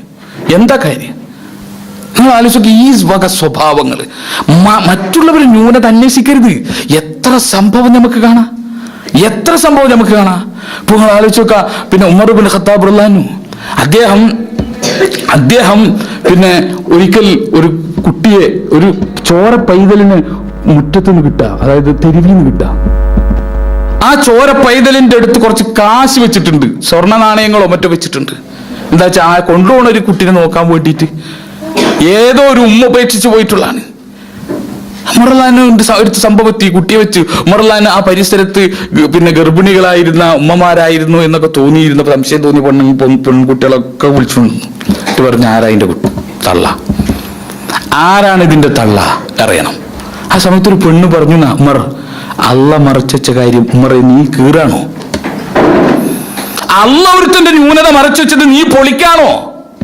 ആ സമയത്ത് അദ്ദേഹം പറഞ്ഞു, ശരി, നിങ്ങളിൽ ആരാണ് കുട്ടികളെ ഉമ്മാഞ്ചെ കൊണ്ടിരിക്കോ, ഞാൻ അത് അന്വേഷിക്കുന്നില്ല അതിനെക്കുറിച്ച്. എത്ര സംഭവം വേണ്ട. ഉമർ ഇബ്നു ഖത്താബ് റളിയല്ലാഹു അൻഹു അദ്ദേഹം ഭരിക്കുന്ന സമയത്ത് അദ്ദേഹം രാത്രിയിൽ വേഷപ്രച്ഛന്നനായി നടക്കാറുണ്ട്. എന്താ വെച്ചാൽ എന്താണ് നാടിന്റെ അവസ്ഥ, പ്രജകളുടെ അവസ്ഥ എന്നറിയാൻ വേണ്ടിയിട്ട് അദ്ദേഹം നടക്കും. ആ സമയത്ത് ഒരു വീട്ടിൽ നിന്നൊരു ശബ്ദം കേൾക്കുക. ആ ശബ്ദം എന്താ ശ്രദ്ധിച്ചപ്പോ ഒരു സ്ത്രീയും പുരുഷനും ശൃംഗരിക്കാണ്. ഭാര്യയും ഭർത്താവും ശൃംഗരിക്കാണ്. പക്ഷേ അവിടെ മദ്യപിക്കുന്നതിന്റെ ലക്ഷണങ്ങൾ അദ്ദേഹത്തിന് മനസ്സിലായി. അദ്ദേഹം വേഗം ആ വീടിന്റെ പടികൾ അങ്ങോട്ട് ചാടിക്കടന്നു വീടിന്റെ അടുത്തെത്തി. വീടിന്റെ ഉള്ളിലേക്ക് അദ്ദേഹം ഒരു ഹോളിലൂടെ നോക്കിയപ്പോ ഒരു മനുഷ്യൻ, ഇസ്ലാമിക രാജ്യത്തൊരു മനുഷ്യൻ കള്ളുടിക്കുക, അവന് പെണ്ണ് കള്ളുവെച്ചു കൊടുക്കുക. രണ്ടാളും ചിരിക്കാണ്. രാത്രി ഉമർലാനയുടെ കോപം കൊണ്ടുണ്ട് വിറച്ച്, അള്ളാഹുവിന്റെ ശത്രു കൊണ്ട് ഇറങ്ങി വാ. ആ മനുഷ്യൻ വിറച്ച് വാതിൽ തുറന്നു വന്നു. നീ മദ്യപിക്കാണല്ലേ, അള്ളാഹ് ഹറാമാക്കിയത് നീ കുടിക്കാണല്ലേ ഈ ഉമറിന്റെ ഭരണ സമയത്ത്? ആ മനുഷ്യൻ ഇങ്ങനെ പറഞ്ഞു, നിന്നെ വല്ലാഹി നിന്നെ ഞാൻ ശിക്ഷിക്കും, നിനക്കിതിനുള്ളിൽ ഞാൻ തരും, പരസ്യമായി തരും. ആ സമയത്ത് ആ മനുഷ്യൻ പിറച്ചിട്ട് പറയാ, ഉമറേ ഞാൻ ഇതല്ലേ ചെയ്തോളൂ, നീ ചെയ്തതോ? ഞാനെന്ത് ചെയ്തു? എന്തിനാ എൻ്റെ വീട്ടിലേക്ക് എൻ്റെ രഹസ്യം എത്തിച്ചു നോക്കിയത്? എന്തിനെത്തിച്ചു നോക്കിയത്? എന്തേ എൻ്റെ അനുവാദമില്ലാതെ എൻ്റെ വീട്ടിലേക്ക് കടന്നത്? ഒളിഞ്ഞിരുന്ന് ചെയ്ത എൻ്റെ തിന്മ എന്തിനാ പരസ്യമാക്കുന്നത്? മുറലാനിങ്ങനെ ആകെ തരിച്ചു നിൽക്കാം. നമ്മളെ പിന്നെ നിങ്ങൾ കണ്ടാൽ മതി അല്ലേ, അതിന്റെ അപ്പുറത്ത് കൂടെ പോണ കണ്ടാൽ മതി, കയറിയെന്നേ നമ്മൾ പറയുള്ളൂ. ബാറിന്റെ അപ്പുറത്ത് വല്ല ബസ് സ്റ്റോപ്പ് ഉണ്ടാവും, അങ്ങോട്ടാവും പോയിണ്ടാവുക, അവിടെ ഒറ്റ കിട്ടിയാൽ മതി നമുക്ക് അല്ലേ. അപ്പൊ നമ്മളെ വാട്സാപ്പിൽ ഉണ്ടാവും, ഇന്നാള് ബാറി കയറിയിട്ടുണ്ട് അല്ലേ. നിങ്ങളൊന്ന് ആലോചിച്ച് നോക്കിയേ ഈ സമീപനം. മുറലാൻ പറഞ്ഞ് ഞെട്ടിപ്പോയി. അദ്ദേഹം അപ്പോൾ ആലോചിക്കണം, ഞാൻ എന്താ ചെയ്തത്? അദ്ദേഹം പറഞ്ഞു, ശരി ഞാൻ ചെയ്തത് തെറ്റാണ്, പക്ഷെ ഞാൻ ഇത് വിട്ടേക്കാം, എനിക്ക് നീ ഒരു വാക്ക് തരണം, ഇനി നീ ഇത് ചെയ്യില്ലെന്ന്. അദ്ദേഹം പറഞ്ഞില്ല, ഇനി ഞാനിത് ചെയ്യില്ല. ശരി, പിരിഞ്ഞു. ഒരു വീട്ടിലേക്ക് എത്തി നോക്കിയാൽ അവന്റെ കണ്ണെറിഞ്ഞ് പൊട്ടിച്ചാൽ അതിന് നഷ്ടപരിഹാരമില്ല എന്ന് ഇസ്ലാമിക നിയമം. സാധാരണ ഒരു മനുഷ്യന്റെ കണ്ണ് നമ്മൾ പൊട്ടിച്ചാൽ നമ്മളെ കണ്ണ് പൊട്ടിക്കും അല്ലേ. പക്ഷെ ഒരു വീട്ടിലേക്ക് എത്തി നോക്കിയതിന്റെ പേരിൽ, അല്ലെങ്കിൽ ഒരു മനുഷ്യന്റെ രഹസ്യത്തിലേക്ക് എത്തി നോക്കിയതിന്റെ പേരിൽ അവന്റെ കണ്ണെറിഞ്ഞ് പൊട്ടിച്ചാൽ ഒരു കുഴപ്പമില്ല. അതാ ഇസ്ലാമിന്റെ രീതി. എന്നിട്ട് നമ്മളെ അവസ്ഥ ആലോചിച്ച് വെക്കാം, മനുഷ്യന്മാരെ കുറ്റവും കുറവും തേടി നടക്കുന്ന സ്വഭാവം. ആദ്യം നമ്മൾ ഒരാളെ കണ്ടാൽ എന്ത് ചെയ്യും? നമ്മൾ പള്ളിയിലേക്ക് വരുന്ന അപ്പൊ പാൻറ് മിൽക്കാൻ നോക്ക, ബിരിയാണി കടിയിലുണ്ടോന്ന. അപ്പൊ നമ്മൾ നോക്കാം പാൻറിന്റെ അടിയിക്ക. നിങ്ങളെ കാലം നമ്മളൊക്കെ എന്നാ പാൻറിന്റെ മേലെ, ബിരിയാണിക്ക് മേലെ പാൻറ് കയറിയത്? എന്നാ നമ്മളെ താടിയൊക്കെ വന്നത്? അതൊക്കെ ഇതിൽ വന്ന് പഠിച്ച് അങ്ങനെ കുറെ നാൾ കഴിഞ്ഞു അല്ലെ. കുറച്ച് നാള് വെക്കാൻ കുറച്ച് ബുദ്ധിമുട്ട്, കുറച്ച് വെച്ച് അങ്ങനെയല്ല വന്നത്. അത് നമ്മളങ്ങോട്ട് തെളിഞ്ഞപ്പോ ബാക്കിയുള്ളവനൊക്കെ അങ്ങനെ അങ്ങോട്ട് പോകണം നമ്മൾ വിചാരിച്ചു. ഈ രീതി സഹോദരങ്ങളെ ശരിയല്ല. നമ്മൾ മനസ്സിലാക്കുക, ഇത് ഇസ്ലാം ശക്തമായി എതിർക്കുന്ന ഒന്നാണ്. അതുകൊണ്ട് ഒരിക്കലും നമ്മിലേക്ക് ഇത് കടന്നു വരാൻ പാടില്ല. പ്രത്യേകിച്ച് മുസ്ലിമിനെ സംബന്ധിച്ച് അവനെ ഒരിക്കലും നമ്മൾ വഷളാക്കാൻ പാടില്ല. അവന് മനസ്സിലാക്കാൻ പാടില്ല. റസൂലുള്ളാഹി സ്വല്ലല്ലാഹു അലൈഹി വസല്ലം പറഞ്ഞെന്തറിയോ? ഒരു മുസ്ലിമായ മനുഷ്യന്റെ കുറ്റവും കുറവും മറച്ചു വെക്കണുണ്ടോ? മറച്ചു വെച്ചതിന്റെ പേരിൽ ഖിയാമത്ത് നാളിൽ അവന്റെ മുഖത്തെ അല്ലാഹു സുബ്ഹാനഹു വ തആല നരകത്തിൽ നിന്ന് കാക്കുന്ന. എന്റെ സഹോദരൻ ചെയ്തൊരു തെറ്റ് കണ്ടിട്ട് അത് പരസ്യമാക്കാണ്ട് അവനോട് രഹസ്യമായി ഉപദേശിക്കുകയും ഞാനത് ഒരാളോടും പറയാണ്ട് വെച്ചു കഴിഞ്ഞാൽ ഞാൻ അവനെ വഷളാക്കിയില്ലല്ലോ. അതിന്റെ പേരിൽ എനിക്ക് കിട്ടണ്ട നരകമോചനം. പക്ഷെ നമുക്ക് വേണ്ട, നമ്മള് വേറെ വഴിക്ക് ഞങ്ങൾ വാങ്ങിച്ചോളാം, ഈ വഴിക്ക് വേണ്ട. അതേ നമ്മളെ തീരുമാനം. വേറെ വഴിക്ക് നമുക്ക് നോക്കാം, ഈ വഴിക്ക് വേണ്ട. നിങ്ങളൊന്ന് ആലോചിച്ച് നോക്കുക. ഇതൊക്കെ അള്ളാന്റെ റസൂൽ ഇതൊക്കെ പഠിപ്പിച്ചെന്തിനാ? ഇതൊക്കെ മൂടി വെക്കേണ്ട കാര്യങ്ങളും മറ്റുള്ളവരെ പരസ്യമാക്കി വഷളാക്കാൻ പാടില്ലാത്ത കാര്യങ്ങളുണ്ട്. അത് അതുപോലെ തന്നെ നമ്മൾ കണക്കാക്കണം. ആ രൂപത്തിൽ നമ്മൾ ജീവിക്കണം. അത് കൂട്ടായ്മയിൽ നിന്ന് പോയി കഴിഞ്ഞാൽ ഒരുത്തന്റെ കുറവ് അങ്ങനെ സാധാരണ പറയാറുണ്ട്. പിന്നെ ഈ പരദൂഷണക്കാരെ ഒരു കമ്പനി ഉണ്ട്, ഒരു 3-4 ആൾക്കാരുണ്ടാവും, എവിടെ ഉണ്ടാവും. അവരുടെ പണി കാര്യമായിട്ട് എന്താ വെച്ചാൽ ഏത് മീറ്റിങ്ങിന്റെ 10 മിനിറ്റ് അവരിങ്ങനെ കൂടിയിരിക്കണ്ടാവും. എന്നിട്ട് അങ്ങോട്ടും ഇങ്ങോട്ടും അവരുണ്ടല്ലോ, അവനാള് പ്രശ്നമാണ്, മറ്റവൻ അങ്ങനെയാണ്, ഇവൻ ഇങ്ങനെയാണ്, വയലിന്റെ ഇടയിൽ ഉണ്ടാവും. അത് കഴിഞ്ഞാൽ ഇവരൊക്കെ സ്വഭാവത. പക്ഷെ ഇവർക്കൊരു പ്രത്യേകം എന്താ അറിയോ? ഇവരിങ്ങനെ ഒരു 3-4 ആൾക്കാർ ഇരിക്കണ്ടോ, ആരെങ്കിലും വന്ന് ഇവരായിട്ട് സംസാരിച്ച് സലാഞ്ചേരി തിരിച്ചു പോയാൽ പിന്നെ അവനെ തിന്നല പണി. പക്ഷെ ഇവർ ഒരിക്കലും എനിക്ക് പോവില്ല. കാരണം എന്താ? എനിക്ക് പോയാൽ പിന്നെ ഇവരെ തിന്നാൻ മറ്റൊരു ഇരിക്കുന്നുള്ള അവനക്കറിയാം. അതുകൊണ്ട് ഇങ്ങനെ മെല്ലനെ എനിക്കാൻ തോന്നിയാലും ഇരിക്കൂല, അവിടെ തന്നെ ഇരിക്കും. ഇനി അഥവാ പോകുമ്പോൾ പറയും, അതെ ഞാനൊന്ന് പോയിട്ടുണ്ടെങ്കിൽ എന്നെ തിന്നാൻ നിൽക്കണ്ടേട്ടാ എന്ന് പറഞ്ഞാൽ പോവാ. കാരണം എന്താ? എല്ലാത്തിന്റെ സ്വഭാവം ഇതാണെന്ന് അങ്ങോട്ടും ഇങ്ങോട്ടും ഓക്കെയാണ്, എല്ലാവർക്കും അറിഞ്ഞിരിക്കുക. ആ നിലക്കാണ് സഹോദരങ്ങളെ നമുക്കിടയിലെ ബന്ധങ്ങൾ. അതുകൊണ്ട് അത് നമ്മൾ ശ്രദ്ധിക്കുക. നമ്മള് പരമാവധി ഒരു നന്മ ചെയ്യാൻ പറ്റുമോ നന്മ ചെയ്യാം. ഒരു മുസ്ലിമായ മനുഷ്യന് പരമാവധി ദ്രോഹിക്കാതിരിക്കാൻ പറ്റുമോ നമ്മൾ ദ്രോഹിക്കാതിരിക്കുക. ആ ഒരു സമീപനം നമ്മൾ സ്വീകരിക്കുക.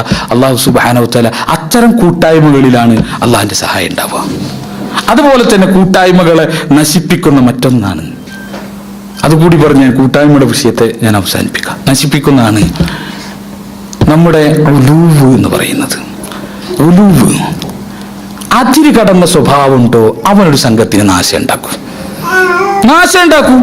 കാരണം റസൂലുള്ളാഹി സ്വല്ലല്ലാഹു അലൈഹി വസല്ലം പറഞ്ഞു, ഇയ്യാക്കും അൽ ഉലുവ, നിങ്ങൾ ഉലുവിനെ സൂക്ഷിക്കണം, അതിര് കവിഞ്ഞ് തീവ്രതയെ നിങ്ങൾ സൂക്ഷിക്കണം. അതാ നമ്മള് കുറച്ചും കൂടി നമുക്ക് സ്ഥിരമായി ഉപയോഗിക്കുന്ന വേർഡ്, എല്ലാവർക്കും മനസ്സിലാവുന്ന വേർഡ് പറഞ്ഞാൽ എന്താ? തീവ്രത. തീവ്രതയെ നിങ്ങൾ സൂക്ഷിക്കുക. കാരണം എന്താ? ഫഇന്നഹു അഹ്ലക മൻ കാന ഖബ്ലകും, നിങ്ങളുടെ മുൻഗാമികളെ നശിപ്പിച്ചത് തീവ്രതയാണ്. ആര് പറഞ്ഞു? റസൂലുള്ളാഹി സ്വല്ലല്ലാഹു അലൈഹി വസല്ലം. അപ്പൊ തീവ്രത ഉണ്ടോ? നശിക്കണം. പ്രകൃതിപരമായി ഒരു സത്യാണത്. തീവ്രതയുണ്ടോ? ആ സംഘം നശിക്കണം. എവിടെ നിങ്ങൾ നോക്കിക്കോ, തീവ്ര സമീപനം പുലർത്തുന്നവനുണ്ടോ അവൻ ആ സംഘത്തെ നശിപ്പിച്ചിരിക്കും. അവനെങ്ങനെ നശിപ്പിക്കുക? തഖ്വ പറഞ്ഞിട്ട് തന്നെയാണ് നശിപ്പിക്കുക. മറ്റുള്ളവർക്ക് തഖ്വയില്ല, അവന് തഖ്വയുണ്ടെന്ന് പറഞ്ഞിട്ടാണ് അവൻ നശിപ്പിക്കുക.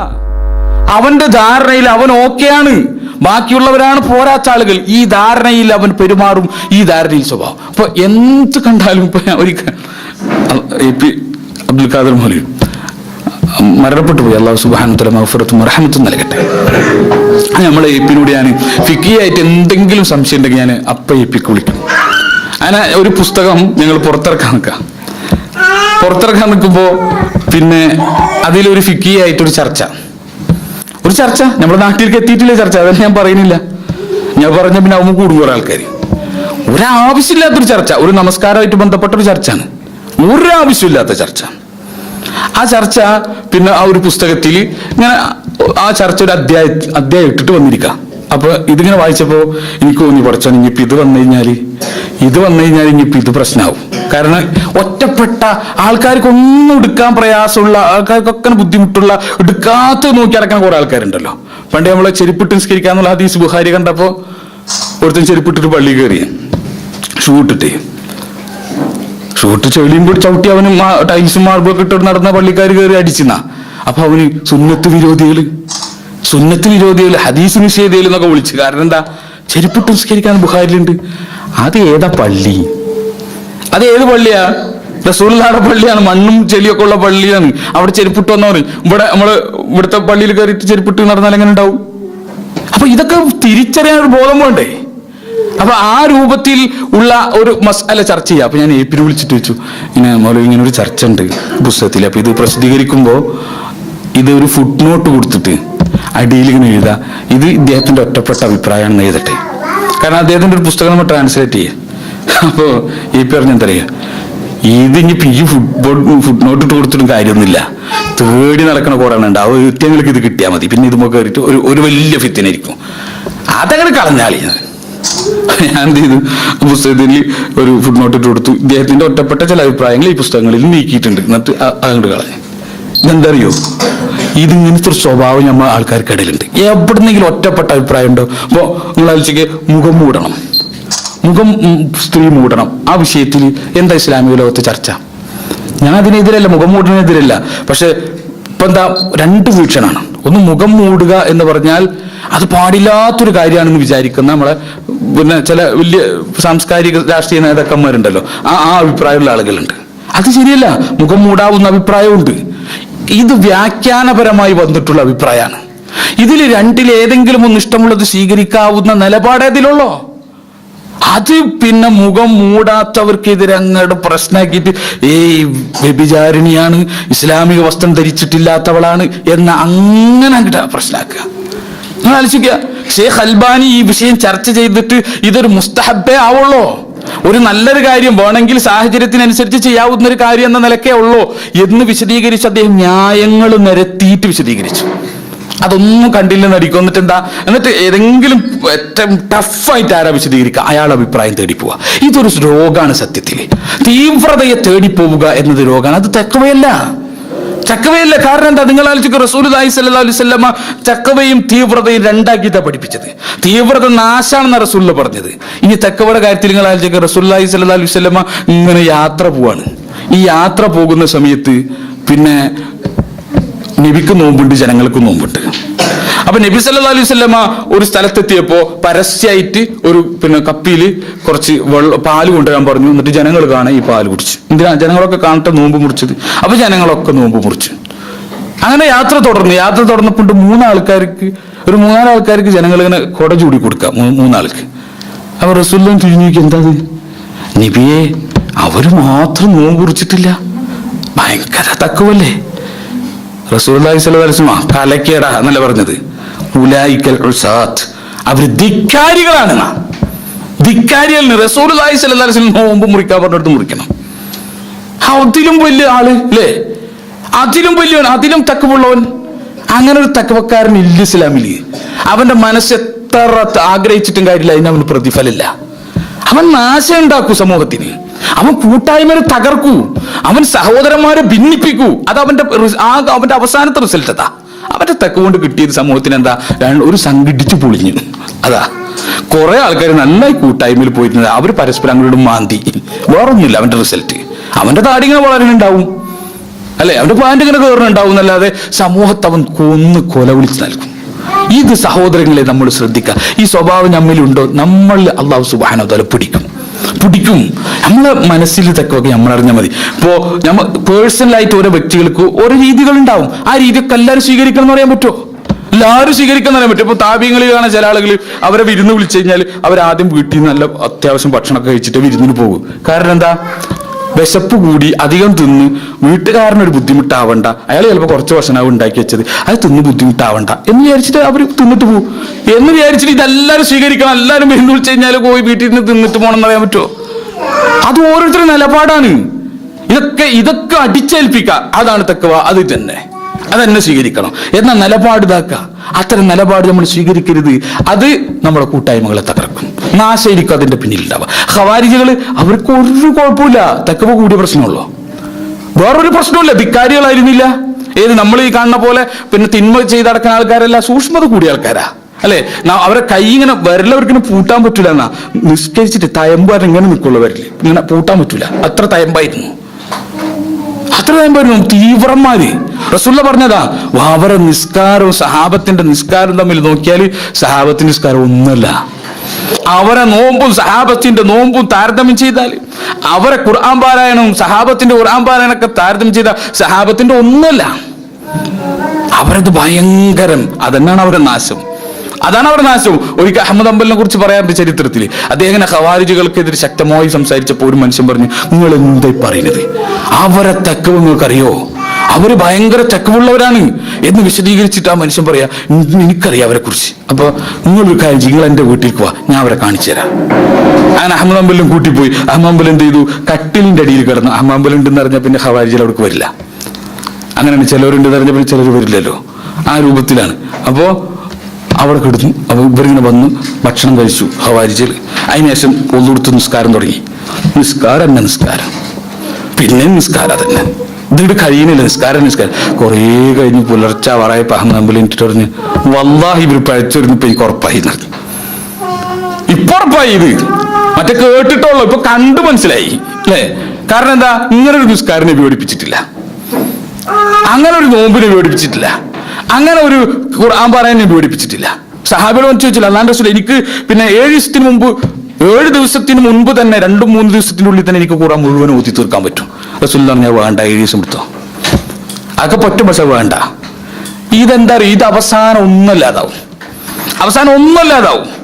സമൂഹത്തിലും ഉള്ള ആളുകളെ കൂട്ടായ്മനെ നശിപ്പിച്ച് അവരെ ചിന്ന ഭിന്നാക്കുമ്പോഴും വേറെ വല്ലയിടത്തും പോകും. നിങ്ങൾ ശ്രദ്ധിച്ചിട്ടുണ്ടോ, ഈ തഖ്വ കൂടിയ അവസാനം എന്തായിരിക്കും, പറ്റ വല്ല തൊരീക്കത്തോ വല്ല സിർക്ക് വല്ല ചെളിക്കുണ്ടിയിലോ പോയിട്ട് ലാസ്റ്റ് നിൽക്കുക. ഏറ്റവും വലിയ വൃത്തികെട്ട ഒരു ആദർശം പിടിച്ചിട്ട് അതിന്റെ അടിയിൽ പോയി കിടക്കുന്നുണ്ടാവും. അല്ലെ, അതാണ് ഈ തഖ്വ കൂടി പുറത്ത് ചാടേണ്ട അവസ്ഥ. അതാ ഏറ്റവും വൃത്തികെട്ട ഒരു ആശയത്തിലേക്ക് അവൻ പോകും. ബാക്കി അവൻ ഉണ്ടായിരുന്ന സംഘത്തിനെ അവന് കഷ്ണാക്കിയിട്ടുണ്ടാവും. അതാണ്. അതുകൊണ്ട് സഹോദരങ്ങളെ, അത് ശ്രദ്ധിക്കുക. കൂട്ടായ്മകളിൽ നമ്മൾ പാലിക്കേണ്ട മര്യാദ, അത് പാലിച്ചാലാണ് നമുക്ക് അള്ളാഹുവിന്റെ മാർഗത്തിൽ ദഅവത്ത് നടത്താൻ നമുക്ക് സാധിക്കും. അതോടൊപ്പം തന്നെ നമ്മളെ കുടുംബത്തെ കൂടി നമ്മളിലേക്ക് ചേർത്ത് വെക്കാൻ നമുക്ക് സാധിക്കണം. അതും കൂടി ചേർത്ത് വെക്കാൻ സാധിച്ചാലേ നമ്മുടെ ദഅവത്ത് പൂർണ്ണമാവും. സാധാരണ കാണാൻ നമ്മളെ ആൾക്കാർ അവരിങ്ങനെ നല്ല പ്രവർത്തകന്മാർ, നല്ല സജീവമായിട്ടൊക്കെ ഉണ്ടാവും. ഭാര്യ വരില്ല, മക്കൾ ഉണ്ടാവില്ല. ചിലർക്ക് സാധിക്കാത്തവരുണ്ടാവും. ഇപ്പൊ നൂഹ് നബി അലൈഹി ഇസ്ലാം അദ്ദേഹത്തിന് സാധിച്ചില്ല, അതുപോലെ സാധിക്കാത്തവരുണ്ടാവും. എത്ര പറഞ്ഞു കൊടുത്താലും നന്നാവാത്തവരുണ്ടാവും. എത്ര പറഞ്ഞു കൊടുത്തിട്ടും ശരിയാവാത്ത ചെക്കന്മാരുണ്ടാവാം, മക്കളുണ്ടാവാം, അല്ലേ? അത് സാധ്യമില്ല. അത് നമുക്ക് കുറ്റപ്പെടുത്താൻ പറ്റില്ല. പക്ഷേ ഒരു പരിശ്രമമില്ല വീട്ടിൽ, ഒരു പരിശ്രമമില്ല വീട്ടിൽ. ഇസ്ലാമിക ചിട്ടേ ഇല്ല. അങ്ങനെ ഉണ്ട് ചില ആളുകൾ. ചില വീട്, മുസ്ലിം വീടുകൾ കണ്ടിട്ടുണ്ട് നിങ്ങൾ? അയൽവാസി മുസ്ലിം ആവട്ടെ ആരാവട്ടെ, അയൽവാസിയൊക്കെ നേരെ ബെല്ലടിച്ച് വാലുറന്ന് അവൻ നേരെ പോയി അടുക്കളയിൽക്ക. ഒരു മുസ്ലിം വീട്ടിലേ നേരെ അടുക്കളയിൽ പോയി അവൻ വല്ല കറിയൊക്കെ എടുത്ത് തിന്നിട്ടൊക്കെ പിന്നെ ബാക്കി സംസാരിക്കുള്ളൂ. ബന്ധാണ്, സ്നേഹാണ്, അങ്ങോട്ടുള്ള അടുപ്പാണ്. ഇങ്ങനൊരു അടുപ്പുണ്ട് ഇസ്ലാമിൽ. ഒരുത്ത കടക്കേണ്ടതിനും ഒരുത്ത ഇറങ്ങേണ്ടതിനും ചെല്ലേണ്ടതിനൊക്കെ ഒരു മര്യാദ ഇസ്ലാമിൽ. ആ മര്യാദകളൊക്കെ പാലിക്കാത്ത അത് കുടുംബം എന്താവും? കുടുംബം ഇസ്ലാമിൽ നകലും. നമ്മൾ ഇസ്ലാമായിട്ട് വലിയ അടുപ്പാണ്, പക്ഷേ ആ ജീവിതത്തിൽ അള്ളാഹു ബർക്കത്ത് ഉണ്ടാവൂല. വിശുദ്ധ ഖുർആൻ പറഞ്ഞത് എന്താ? യാ അയ്യുഹല്ലദീന ആമനൂ ഖൂ അൻഫുസകും വഅഹ്ലീകും നാറ വഖൂദുഹ അന്നാസ് വൽ ഹിജാറ. വിശ്വാസികളെ, നിങ്ങളെ സ്വന്തത്തെ മാത്രം നിങ്ങൾ സംരക്ഷിച്ചാൽ പോരാ, മറിച്ച് നിങ്ങളെ കുടുംബത്തെ കൂടി നിങ്ങൾ എന്ത് ചെയ്യണം? സംരക്ഷിക്കണം. ഇത് കുടുംബത്തിന് ഒരു ദീനില്ല, ഒരു അവസ്ഥയില്ല. ഒരു കാര്യത്തിലും വിവരമില്ലാത്ത, ഒരു ഇസ്ലാമികമായ ഒരു മര്യാദ അറിയാത്ത പെണ്ണുങ്ങളാണ്, ഭാര്യമാരാണ് ചില ആളുകൾ. അവർ വിവാഹം കഴിച്ച് അവർ സജീവ പ്രവർത്തകരായിരിക്കും, നിരന്തരം ഈ കാര്യത്തിന് ഓടിയിറക്കണായിരിക്കും. പക്ഷേ കാര്യം എന്താ? കുടുംബമായിട്ട് ബന്ധമില്ല. അത് പലതും കുടുംബത്തുമായിട്ടുള്ള ബന്ധം തന്നെ മോശമാണ്. ആണുങ്ങളെ ബന്ധേ കുടുംബമായിട്ടുള്ള ബന്ധം തന്നെ മോശമാണ്. റസൂലുള്ളാഹി സ്വല്ലല്ലാഹു അലൈഹി വസല്ലം പറഞ്ഞതറിയോ? ഇന്നമൻ അക്മലിൽ മുഅ്മിനീന ഈമാനൻ, ഒരു മനുഷ്യന്റെ ഈമാനികമായിട്ടുള്ള പൂർണ്ണതയിൽ പെട്ടതാണ് അഹ്സനുഹും ഖുലുഖ, നല്ല സ്വഭാവം അവർക്ക് ഉണ്ടാവുക. പിന്നെയോ വഅൽതഫ്ഹും ബി അഹ്ലിഹി, തന്റെ കുടുംബത്തോട്, ഭാര്യയോട്, കുടുംബത്തോട് നന്നായി സൗമ്യമായിട്ട് പെരുമാറാൻ സാധിക്കുക. നിങ്ങളൊക്കെ ഭർത്താക്കന്മാർ പല പല പ്രശ്നങ്ങളും തീരാനും നമ്മളെ ആദർശ ജീവിതത്തിലേക്ക് നമ്മോടൊപ്പം അവർ ഇറങ്ങി വരാനും നമ്മളൊന്ന് അവരോട് സോഫ്റ്റായി പെരുമാറിയാൽ മതി. ഒന്ന് വിട്ടുവീഴ്ച ചെയ്ത് പെരുമാറിയാൽ മതി, അവർ നമ്മളിലേക്ക് അടുത്ത് വരും. പക്ഷെ നമ്മൾ വിട്ടുവീഴ്ചയില്ല. ഇപ്പോ ഒരിക്കൽ ഞാൻ പിന്നെ ഒരു ക്ലാസ് എടുക്കാം, ഒരു സ്ഥലത്ത് ഒരു പ്രദേശത്ത് ക്ലാസ് എടുക്കാം. 10-70ഓളം വിദ്യാർത്ഥികൾ അവിടെ വരും. അപ്പോൾ അതിൽ പിന്നെ 19ഓളം സ്ത്രീകൾ തന്നെ ആയിരിക്കും. അങ്ങനെ ഞാൻ ഇങ്ങനെ സ്ത്രീകൾ പിന്നെ അവർ പുരുഷന്മാരെ ശ്രദ്ധിക്കേണ്ട, പുരുഷന്മാരെ സ്വാധീനിക്കാൻ വേണ്ടി, അവരെ സ്നേഹം പിടിച്ചു പറ്റാൻ വേണ്ടിയിട്ട് ചില കാര്യങ്ങളൊക്കെ പറഞ്ഞു കൊടുത്തപ്പോൾ ഒരു പെണ്ണ് പറയാ, മൗലവി ഇതൊന്നും നമ്മളെ മാപ്പിളയുടെ അടുത്ത് നടക്കൂല. എന്താ? അപ്പൊ അതിന് ഞാൻ ഒരു എക്സാമ്പിൾ പറഞ്ഞു. നല്ല ഭക്ഷണം ഉണ്ടാക്കി കൊടുക്കുക. ഒരാൾ വീട്ടിൽ നിന്ന് പുറത്തു പോയി ജോലിയൊക്കെ എടുത്ത് തിരിച്ചു വരുമ്പോൾ വന്ന പാടെ ഒരു വെള്ളം കുടിക്കുക, നല്ലൊരു വെള്ളം, ഒരു ഭക്ഷണം, അതൊരു സമാധാനമാണ് മനുഷ്യന്. അപ്പൊ ഒരു മനസ്സിനാന്താ.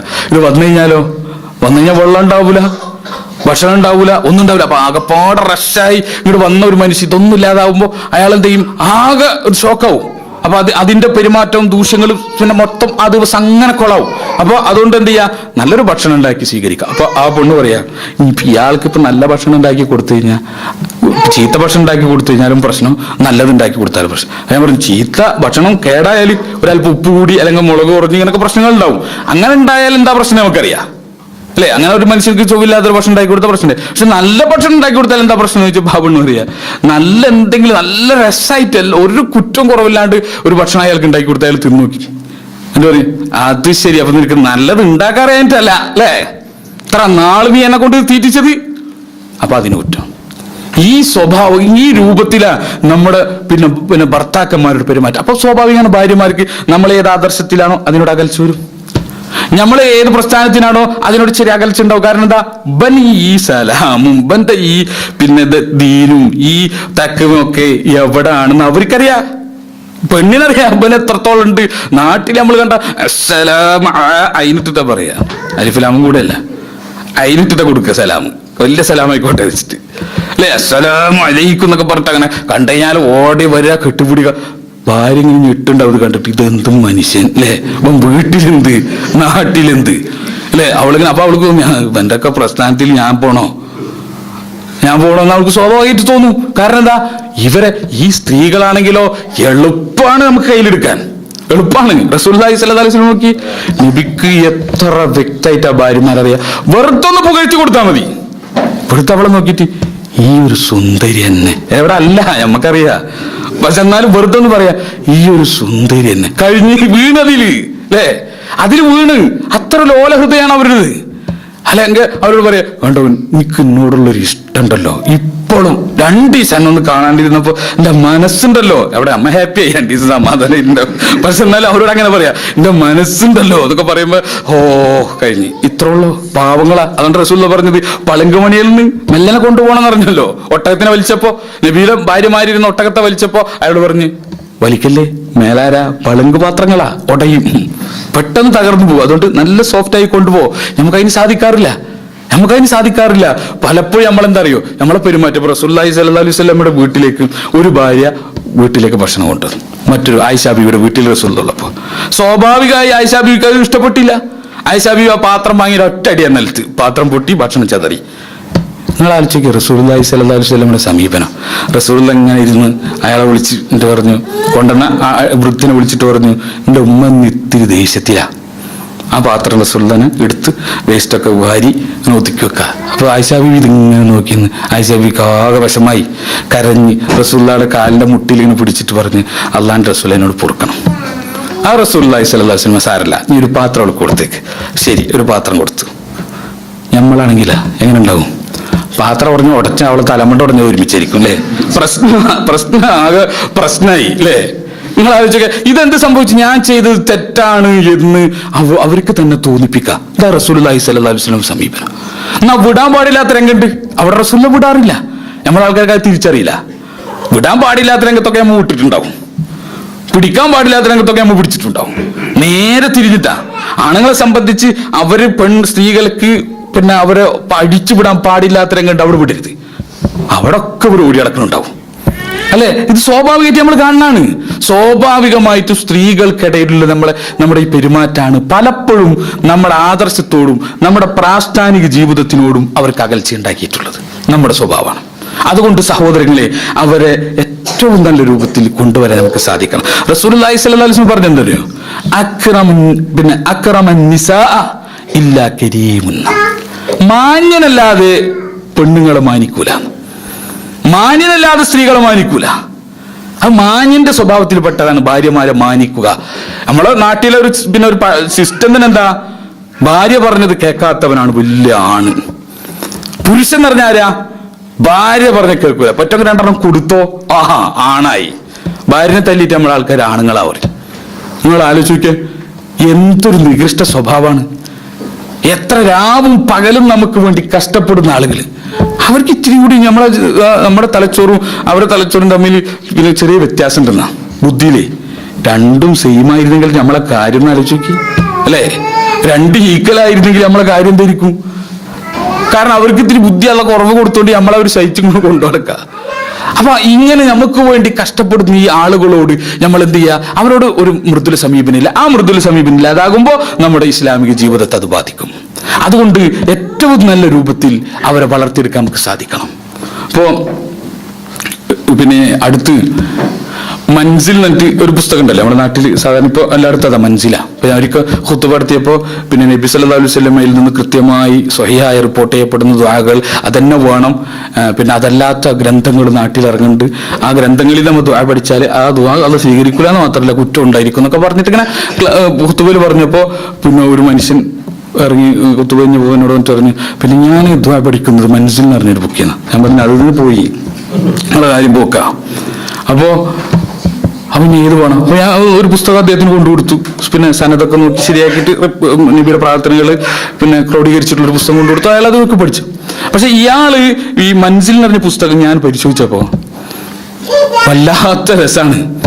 ഈ ഖുറാഫിക്ക് അള്ള കൊടുക്കുന്നറിഞ്ഞല്ലോ, ഈ ഖുറാഫാത്ത് കൊണ്ടിടക്കണമെങ്കിൽ അള്ള ഇവിടെ കൊടുക്കുക അവിടെ കൊടുക്കുന്നറിഞ്ഞല്ലോ. ഞാൻ എപ്പോഴും എല്ലായിടത്തും പറയാറുണ്ട് ഈ സാധനങ്ങളൊന്ന് ചെക്ക് ചെയ്യാൻ വേണ്ടിയിട്ടാ. അതിലേതോ ഒരു വാളി ഇപ്പൊ 8-9 വാളും കൂടെ ആയിട്ടുണ്ട് മനസ്സിൽ.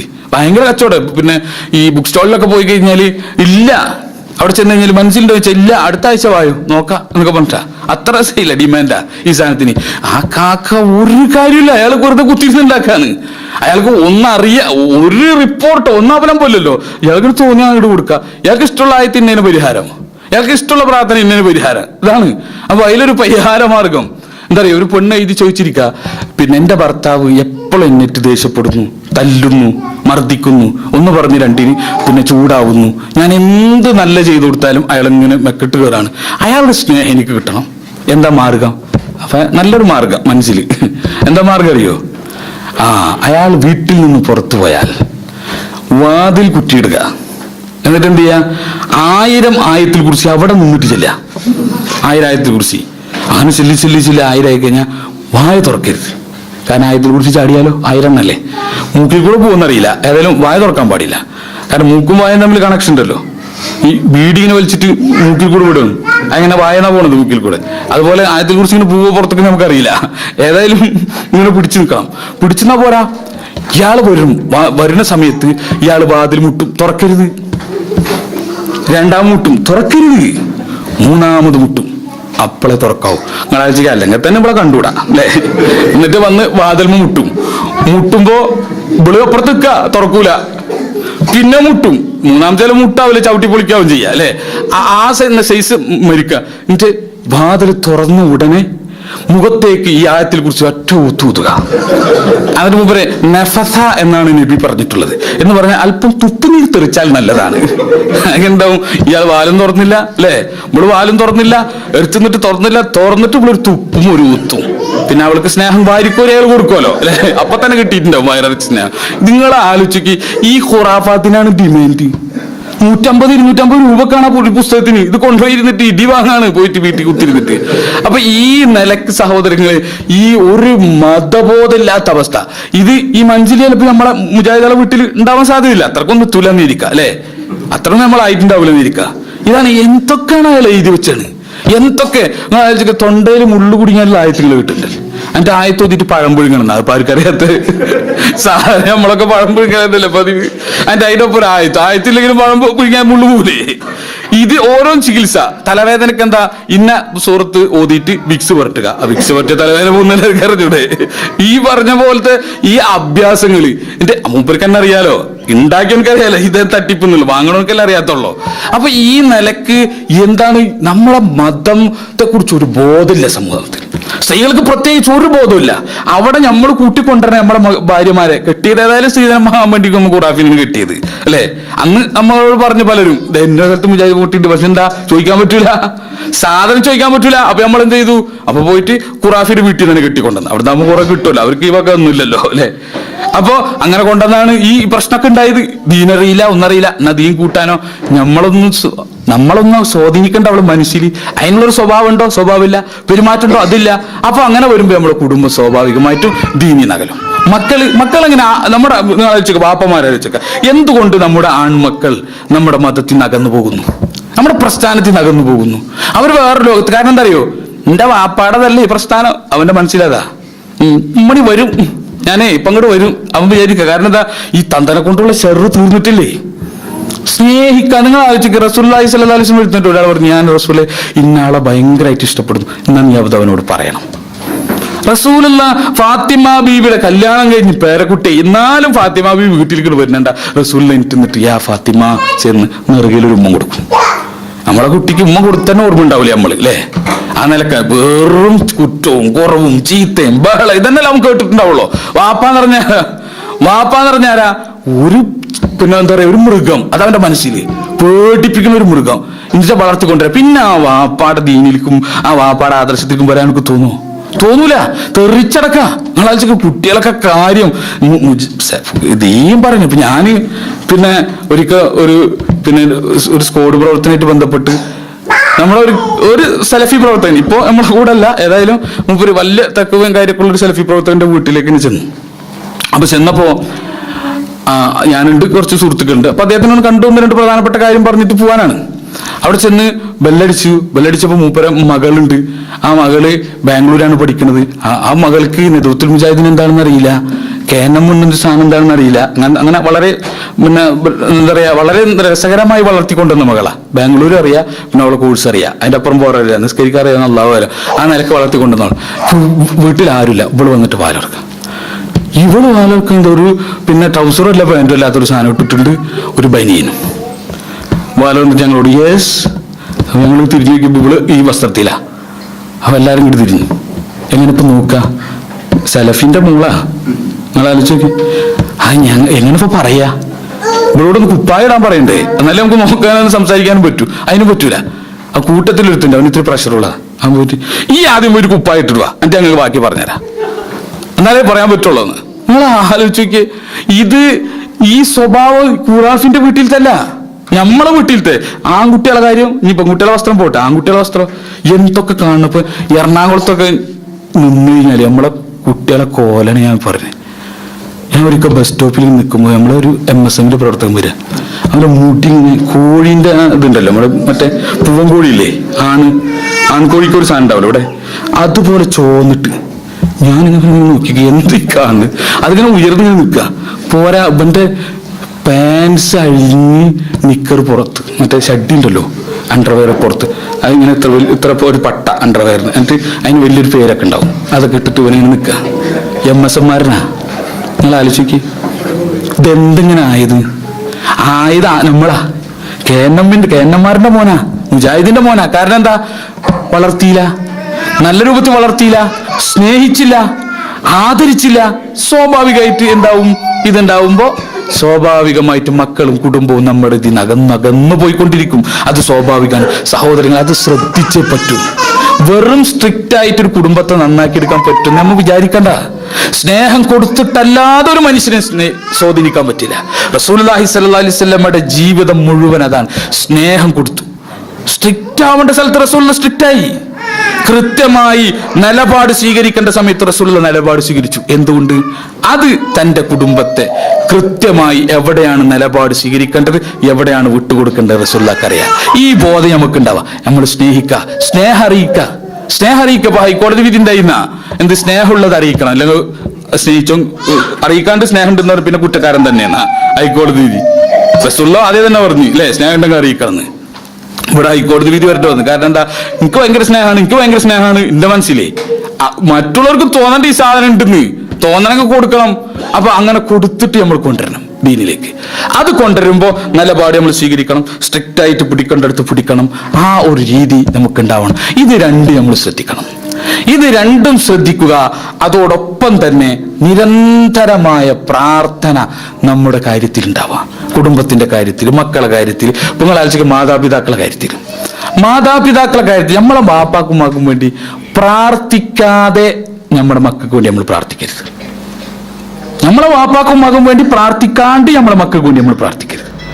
നിങ്ങൾ ആലോചിക്കുക, ഇപ്പോ വാപ്പയ്ക്കുള്ളവർക്ക് അറിയില്ല അതിന്റെ ഒരു ഫീലിങ്സ് എത്രയാണെന്ന് അറിയില്ല.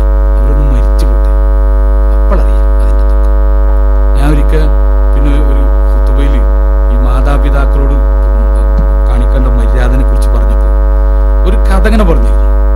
ഒരു മനുഷ്യൻ പിന്നെ അവന്റെ പിതാവിനോട് കാണിച്ചത് അത് നേരെ തിരിച്ചവന് സംഭവിക്കും എന്നിങ്ങനെ സൂചിപ്പിച്ചിരുന്നു. ഇത് കഴിഞ്ഞപ്പോ കുത്തു കഴിഞ്ഞിറങ്ങുമ്പോൾ ഒരു വൃദ്ധനായിട്ടൊരു മനുഷ്യൻ തലങ്ങനെ താഴ്ത്തിട്ടിട്ട് ഇരുത്തിരിക്കുക. അയാളെ എനിക്കില്ല. അപ്പൊ ഞാൻ സുന്നത്തെ പുസ്കാരം കയറ്റി അയാളെ നോക്കിയപ്പോൾ എനിക്ക് മനസ്സിലായി അയാൾ കരയുന്നുണ്ട്. ഞാൻ നല്ല അയാളെ എടുത്തിരുന്നു. എന്താ പ്രശ്നം ചോദിച്ചു.